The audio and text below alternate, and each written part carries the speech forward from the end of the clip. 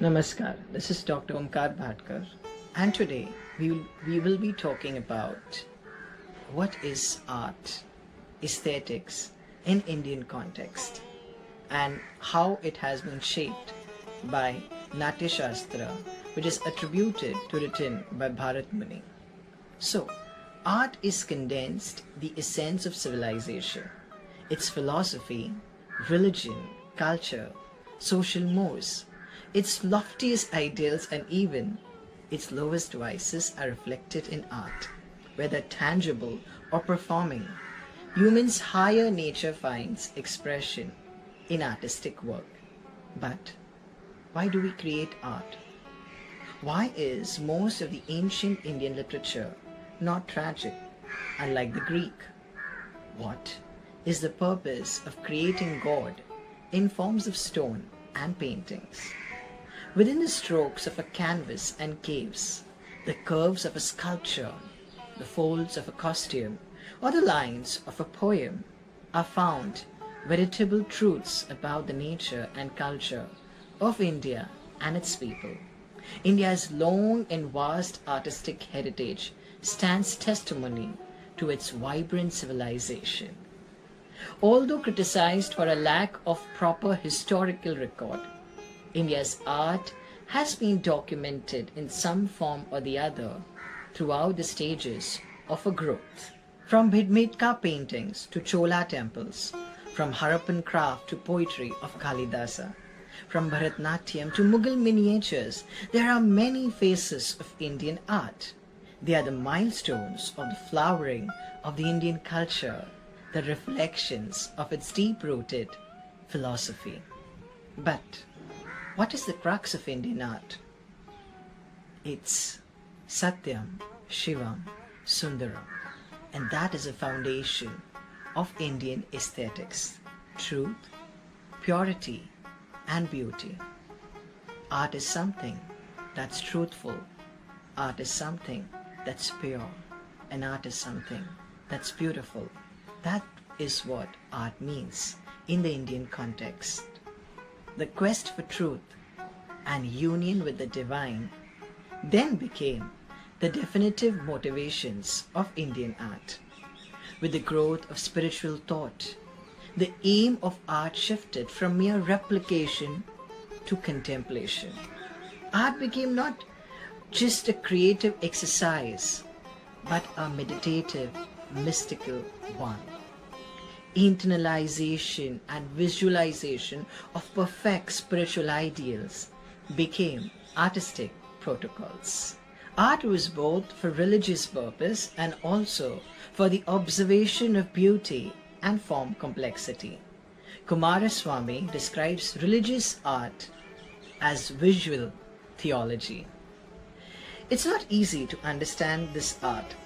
Like the narrative, the mythological aspect is understood by an average mind, while the symbolic, the metaphysical content reveals itself only to the subtly speculative or highly spiritualized individual.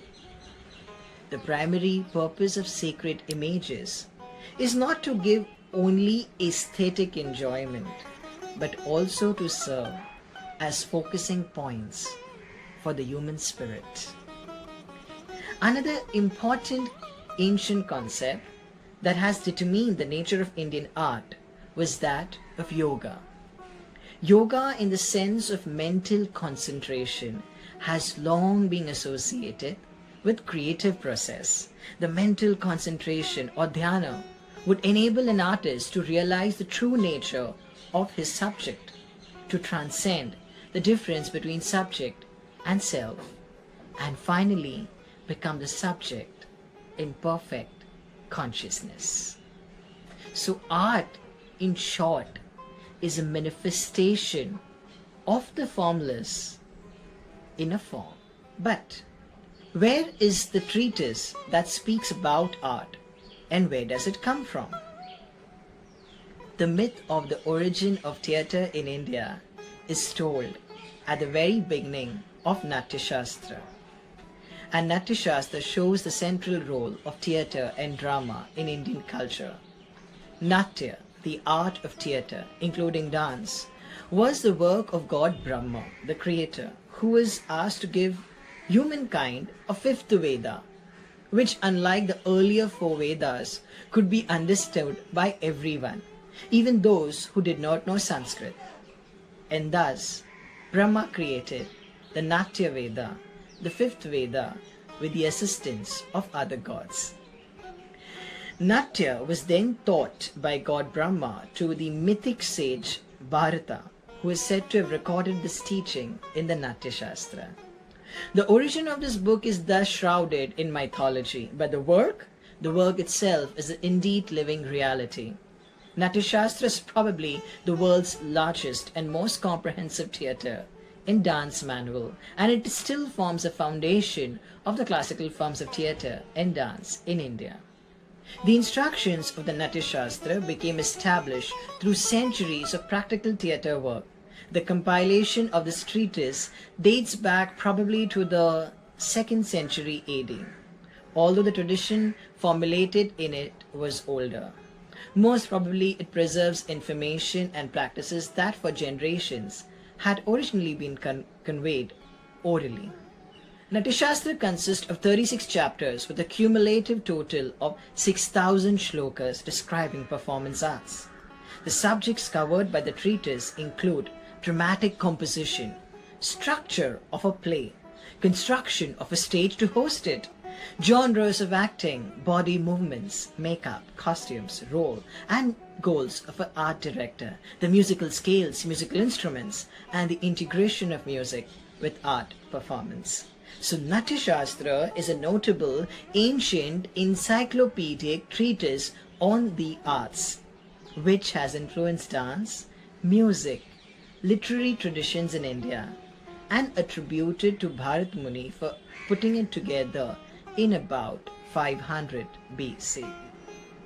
It is also notable for the aesthetic rasa theory, which asserts that entertainment is a desired effect of any performance arts, but entertainment is not the primary goal.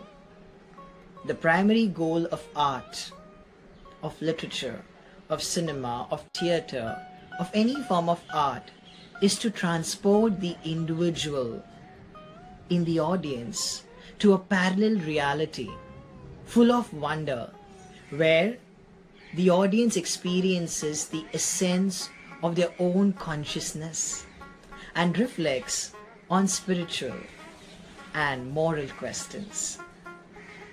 According to Pramod Kale, who received a doctorate on the text from the University of Wisconsin, the surviving version of Natyashastra likely existed by 8th century. Abhinav Bharati in 10th century is a composition which is a commentary on Natyashastra written by Abhinav Gupta. The greatest contribution of Natyashastra is, of course, the rasa theory, and chapters 6 and 7 of the Natyashastra present the rasa theory on aesthetics in performance arts. So what is rasa? Rasa is an intangible concept which hundreds of scholars have tried to define. But what is rasa? Rasa is an essence of thing. It's the best and finest part of it, like perfume, which comes from matter, but it's not easy to describe what is a perfume or comprehend. Rasa means the sap or the extract of plants. Rasa also denotes taste, flavor, but it is not merely taste.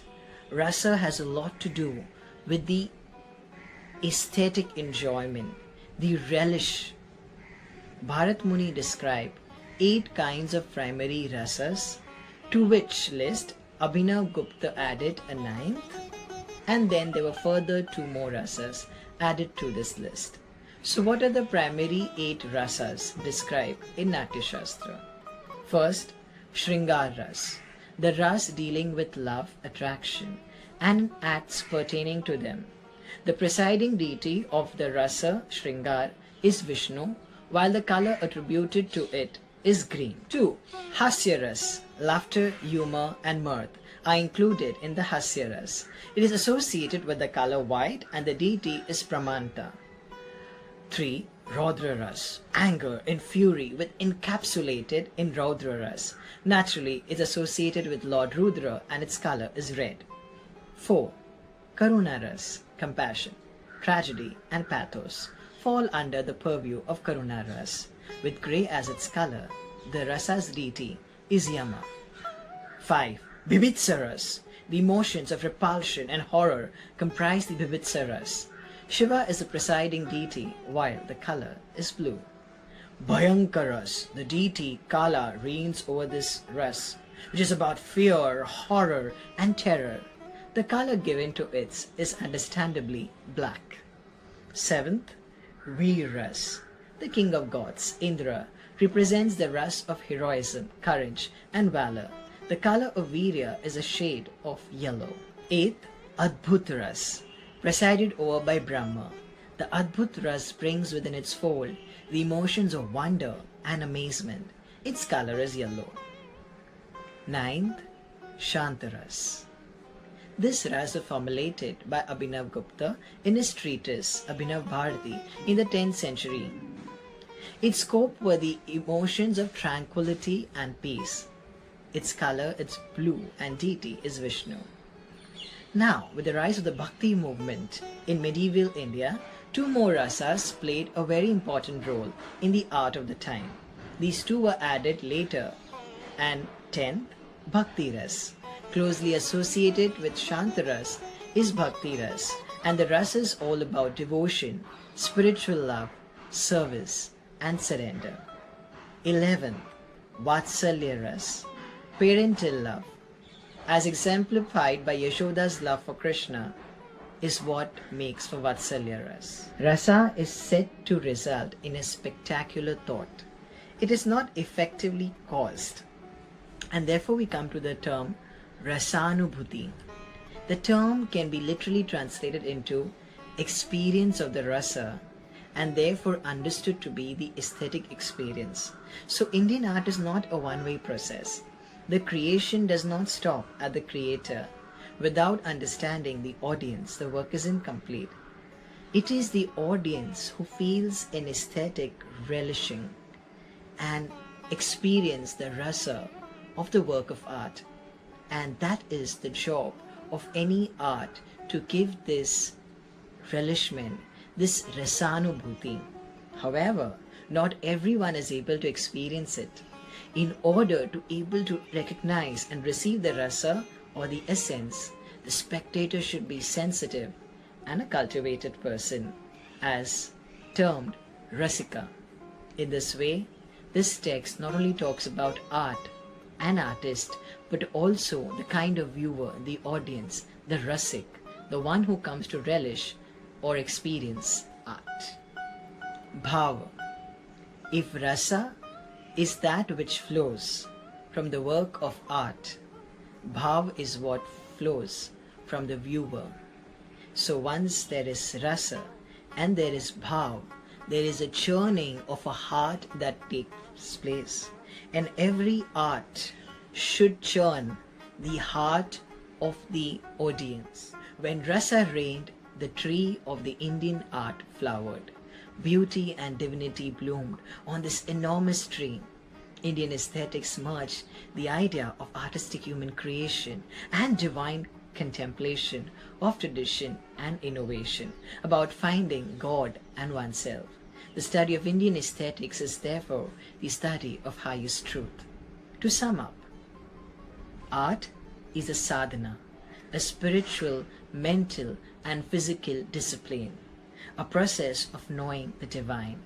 The work of the artist is to reach closer to the Almighty and make the work comprehensible, so that in such a way that the viewer or the reader can also experience that divinity in that art.